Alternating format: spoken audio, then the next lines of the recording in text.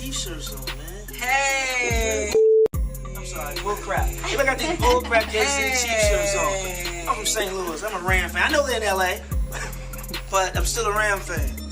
Right. All y'all got on us are good-looking women and good barbecue, Kansas City. That's it. Other than that, and our stolen World Series trophy from 1985. I hold grudges. Look, he's talking trash about the Chiefs. He got a bullcrap shirt on. Victor. Look at him. See? Chiefs fans don't even comb their hair. But you know, St. Louis is all Chiefs fans now. No, it ain't. Yeah. That kind of still. The secretly always been. Magic 107.3, it's Evany, and I have our guest, kind of like a next-door neighbor from St. Louis. Yes, he was talking trash. I always talk trash. He's Guy Torry in the place to be. Guy Got kicked out of Trump Torry. University. Raw. Oh, I like it. I Yeah, like a little it. something. Welcome. Yeah, I'm from St. Louis, the better city in Missouri. Yeah, but you guys don't have a football team anymore. That's okay. I live in L.A., so they came to me. As a matter of fact, they're 10 minutes from me. They're right down the road. So it's still the Rams, though? They originated. Look, I don't know anything about football, so you're educating me right now. Please teach me. A better team than the Chiefs. No, I'm still Chiefs. They started in Cleveland, actually. They're the Cleveland Rams. Then they moved to Los Angeles. Okay. Then they moved to Anaheim, California, Orange County, only an hour away. Then they moved to St. Louis. Now they're back where they belong in L.A., downtown L.A., Yes. So did they change the colors or anything? No. They just chose changing the name and the location? You know what? When they won the Super Bowl, a more current Super Bowl than the Chiefs had won, but that was 75 when y'all won. It was a long time ago. Nobody remembers that. Anyways. Okay, matriculating down the field. Hey, and all we're that crap. on the track to doing it. I think we have a pretty good streak right now. Like I told you, I don't know anything about football, but I think I was reading that we're like the only NFL team that has like this winning streak right now. It'll be over. It'll be over soon. Look, so Anyways. So what ended up happening was they had the bright blue and bright yellow colors when they won the Super Bowl. Then they switched to the darker gold look and darker blue. So that's what they're playing in right now. But I think once the new stadium is built, or maybe even next season, they're going back to the original gold and blue. Okay, so you can't wear like the stuff that you were wearing in St. Louis? You can, I do. I still wear my old Ram stuff. It got St. Louis on it too. I don't care. Okay. That's the crib. I grew up in St. Louis. All right, well then rock it. So you're going to be at the Improv this weekend. Zona Rosa, yes. Yes. Excited to see you. You said last time you were here it was like 4th of July weekend, yeah. I know it was hot back then. Hotter than slave booty. And now it's cold. Well, I haven't been outside, but it's pretty windy out there. It's a little cold out there, yeah. I've been on my NyQuil all day. Day quill, NyQuil. Oh.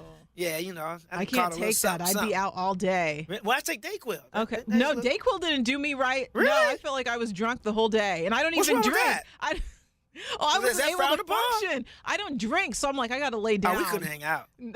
I don't trust people who don't drink. Why? Because alcohol is the truth serum. If you want to get to know somebody, get them drunk. Whatever you hiding, alcohol will set you free. Look, so you hiding something. I don't hide anything. Something. No, I don't. I'm pretty blunt with it. Okay, well. So if I drink, so that's what you do then. No, I don't. You said smoke. blunt. No, I don't smoke. I don't drink. I pick up on things. Look, I'm just saying though, if I drank, it would be a problem. I would no. Really? No, I'm already. Get you liquor. We have to get you liquor. No. Anyways, so I just as you were coming, I was watching your Unsung with your brother. Yeah. On TV. It was on TV1 last week, right? Yeah. And then people can still catch it. I'm sure they're playing the reruns. Yeah, they playing. It came on again on Tuesday night, and I guess they can go online and watch it too.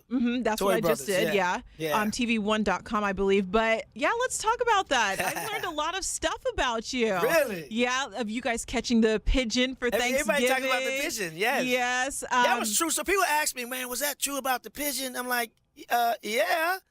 We were that poor that we didn't have a turkey for Thanksgiving. We wanted some meat.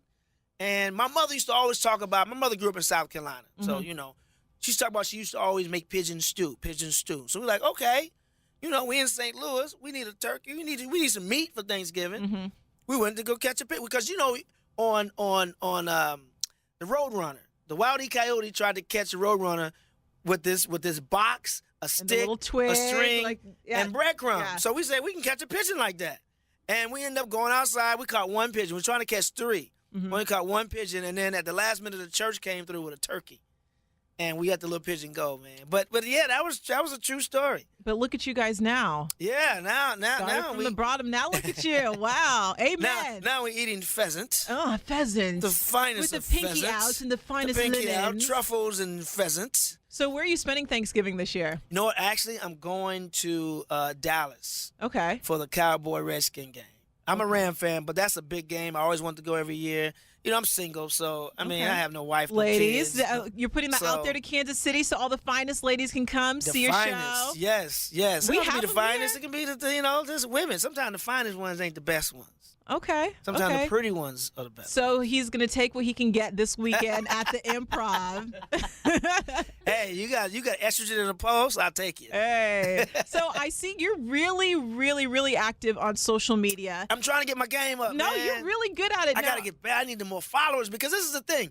The way to work now in Hollywood is not even about your talent. I mean, I've been in some very successful movies, and I think I held my own. You know, Absolutely, American yeah. History X and Life and Don't Talk Say a about it. Word and Talk Tripping about and it. Ride. But then now it's about followers. Like if you got followers, I don't care if you got talent, they gonna book you. So I now know. it's like, okay, let me switch gears. I'm not gonna hate on this new millennial phenomena. Mm-hmm. So you can't, join them. Because I was just going to ask you, how did the social media game change comedy? Because you've been in the game for a long time. Yeah. Do you think that it changed it for the better or for the worse? Both. It's bittersweet. It's sweet because the people who are proactive don't have to wait on Hollywood anymore. Mm-hmm. You can do your own content. With these smartphones now, technology, if you ain't getting discovered, it's your fault. Mm-hmm. Because now they're booking people just off of followers and their content. And everybody looking for content. Mm-hmm. And now agents, are out, and this is just a message to people out there. Agents have special divisions now in their agencies that do nothing but look at the internet, looking for new talent. So it's a great way to break in. But when you break in, make sure you bring something with you. Just don't have your 3 minutes on there.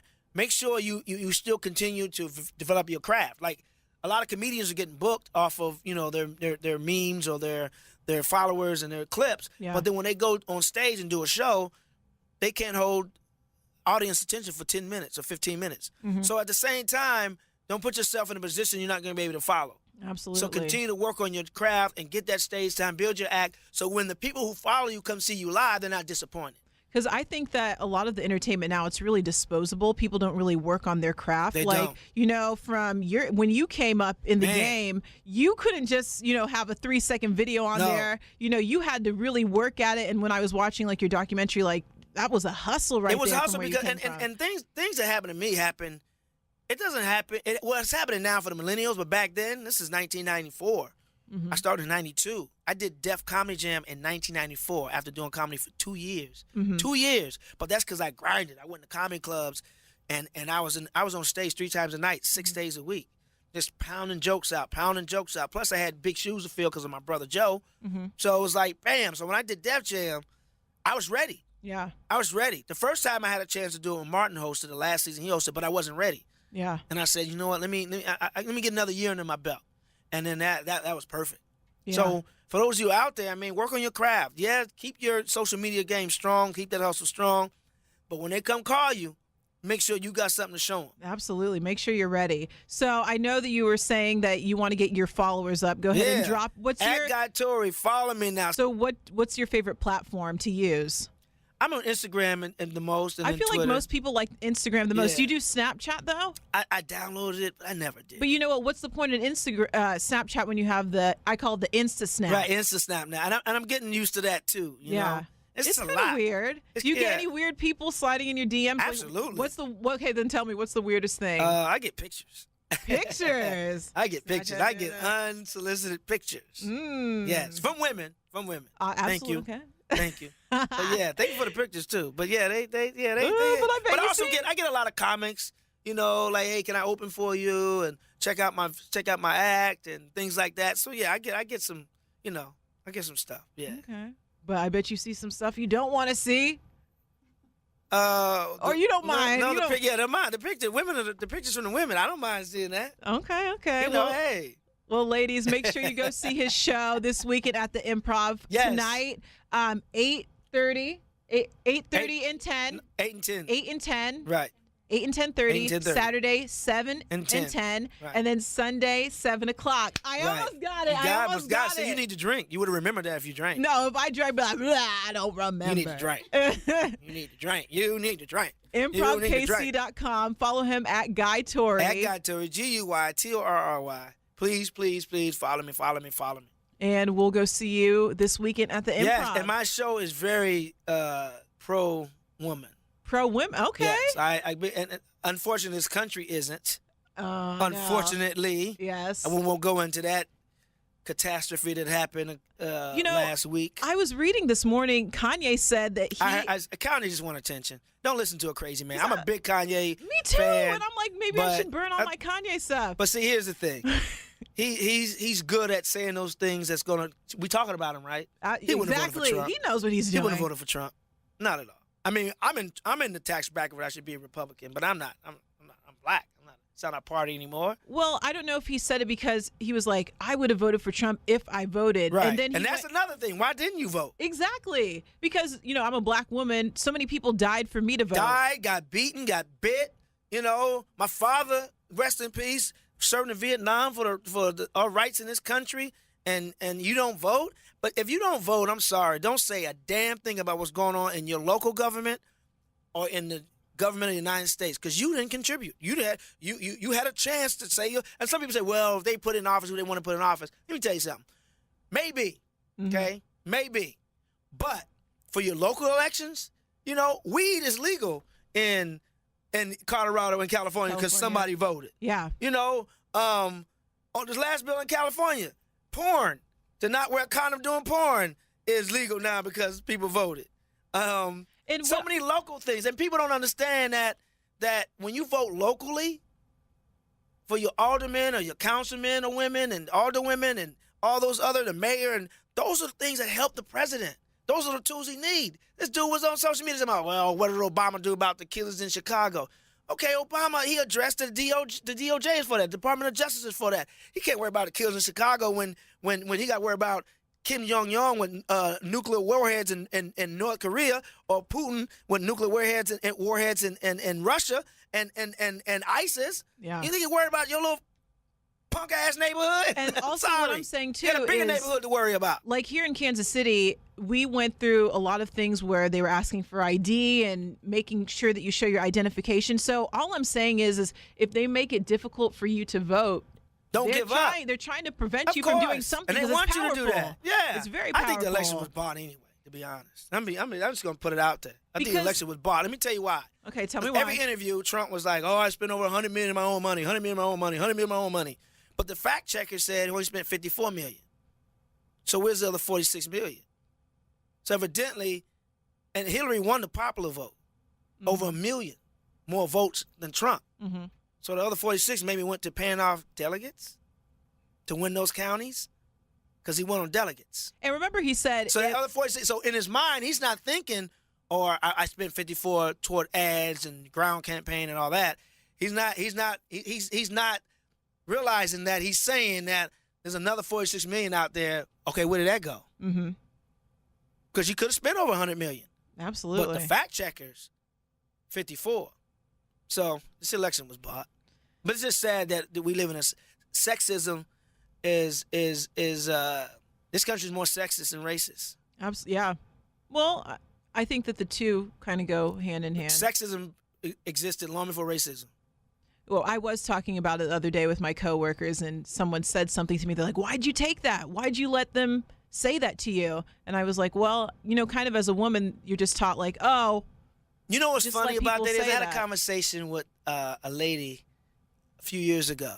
You talk about the Obama thing, and she was a lady of paler skin, and she was saying how racism doesn't exist anymore. That was something of the 50s and 60s. I'm like, are you kidding me? And she was just going on. So I let it slide, right? Mm-hmm. The debate her a little bit. So a couple of minutes went by, and I go, well, I'm glad that sexism doesn't exist anymore. She's like, what do you mean? I said that women get equal pay as men. They don't get talked down to. What do you mean? You can't say that. You're not a woman. I said, exactly. So you can't say racism doesn't exist if you're not black, or if you're not Latino, or you're not Asian. Yeah. So just like no man can ever say sexism doesn't exist. Yeah. We're not women. We don't deal with what you all deal with every day. You pick and choose what you let go and what you're going to stand for. Same thing as black people. We pick and choose what racist comments come our way and what we're going to let slide and what we're going to, hit you in the mouth for. Because I done that a couple of times. And absolutely, though, and we also have to watch what we're promoting, too, because if you look at all the music, right? Because, I love old school music. Well, but see, and I like the way, the men used to talk to the women. But nowadays, they just cut right to the chase, and they're just disrespectful. Well, that's by design, though. That's by design by powers that be. When hip-hop music was teaching us, we had Poor Righteous Teachers and Public Enemy and KRS-One and Eric B. and Rakim. When they're teaching us that we were kings and queens and we were positive and uplifting. When the powers that be found out that we were learning from that, then they kind of stopped playing that type of music. Stop playing the other type of music, which I'm cool. I'm all about balance. Yeah. You can have what's going on in the hood, too. Just tell the whole story, not just one side. So when you stop playing one music that's uplifting and powerful and play the other ones that's misogynistic and dogging women and all the women are B's and H's and all that. I ain't talking about business and hedges either. When they're that and you play more of that, that's what you're feeding your ear gates, and that's what you're seeing in videos in your eye gates. So then what ends up happening is the young guys coming up who want to be on radio. Yeah. They're like, well, if I do this rap, they're not going to play me. Because this rap ain't selling anymore because they're not playing it, so the record deals are gone. Yeah. So if I do this style of rap, I can be famous because this is what they're playing. Yeah. So let's do this style. It's all by design. It's not. So I'm not really blaming these new artists because that's what they're young and that's what they're fed. Now, the real true hip hop artists will go and research and know the history of hip hop and all that stuff, and they'll see that. But the ones we live in a microwave society. People don't want to really search or research anymore. They just want it quick, fast, and hurry. And you gotta understand. A good hook to twerk to. Yeah, that too. So it's crazy how it was by design. That wasn't by accident. Yeah. Trust but you know what? I there are some rappers out there that like Chance and Chance the rapper, definitely Kendrick Lamar. Yeah. This new guy, he has an old school sound. Nick Gates, Mm-hmm. he's pretty cool. I like Young and May though. Yes, I like her too. She a beast, man. Yeah, I'm always riding for women though. Women don't get a fair shake in this world, so I'm always going to be a champion for women. Because if you all say it, then you're just complaining. If a man stands up for you all, then it's heard a little bit louder. Mm-hmm. Unfortunately, that's the case. But just like when a white person standing for Black Lives Matter, absolutely, it's taken a little bit more serious. Uh-huh. But Young and May, she bringing it. Yeah, I really like her too, and she's something different too. And she kind of reminds me of like a female 50 Cent in a way. Yeah, they both talk with their mouth almost half closed. Let's hope she don't get shot like 50 Cent. Let's hope that. But on behalf of all the women, we have to thank you for being so pro-women. And I'm working on it. It's not, sometimes the old habits are hard to break. Sometimes, men, we say some really sexist, misogynist things we don't know because it becomes part of culture. But now I'm catching myself. Mm-hmm. Like I found out that a lot of women don't like when you say female. It doesn't bother me. It doesn't bother you, but some women it bothers. So I have to be sensitive toward that. And some women don't like females because a female can be anything. It can be a cat. It can be a dog. You don't hear really like animals. The male animal called males like that's a. But and then the way it's used sometimes it's kind of like replaces the B word. Oh, look at all these females up in here. Or white act like a female. Okay, well then now I'm going to get offended when someone says female. Exactly. Okay, so I don't want you to get offended, but I'm just saying that there's some women who have a problem with it when it's used in a certain context. Okay. You know what I'm saying? Yeah. Like all these females, you be acting like these females all up in here. I mean, these females, when you say it like that, it's like, oh, okay, I get it. Or when you saying stuff like, oh, man, he was crying like a bee. That's really kind of sexist. Yeah, that is. Oh, man, man, you acting like a little girl. You acting like a little woman. Or you're saying that women aren't strong? That's what Trump was trying to do with Hillary. Oh, she didn't have the stamina. She didn't have the stamina. That was code word for she's a woman. Mm-hmm. She's weak. Mm-hmm. And women, and Hillary was pretty damn strong. All the stuff she done been through. Mm-hmm. I mean, she ain't no saint. No, let's not get it twisted. That's true. I mean, they all do their dirt. Everybody, from Barack to George Washington. Absolutely. Everybody, you can't be a politician and not done something that's a little bit, yeah, whatever. But, this country is a trip. Yeah, but I think that this will show everyone the importance of going out to the polls the next time around. But we hope, but it ain't gonna happen. We hope. No, I think that it will show the importance the next time. But I really like this conversation. Yeah, we got deep. We got deep. And I guess everyone, we need to get their everyone needs to get their tickets. It won't get that deep on stage. It's going to be funny this stage on the weekend. I may throw little things in there, but I'm going to keep the funny. I won't be preaching to y'all. Trust me. Keep the funny. Uncut, unfiltered, unbelievable. I'm the only I say this every time I come here. I'm the only comic that travels with a guarantee. When you come to my show, if you don't have a good time, I'm always in the lobby after the show. Come up to me with your ticket stub and say, "Guy, and have a good time." I would take you back to the box office myself, and I would show you the sign that says "No refund." Get your ass out of here. Well, improvkc.com is where you can get your tickets. Mr. Guy Torry, thank you so much for stopping by. Thank you, beautiful. And we'll see you tonight at the Improv. Yeah, Zona Rosa Improv. Get there. This is Magic 107.3.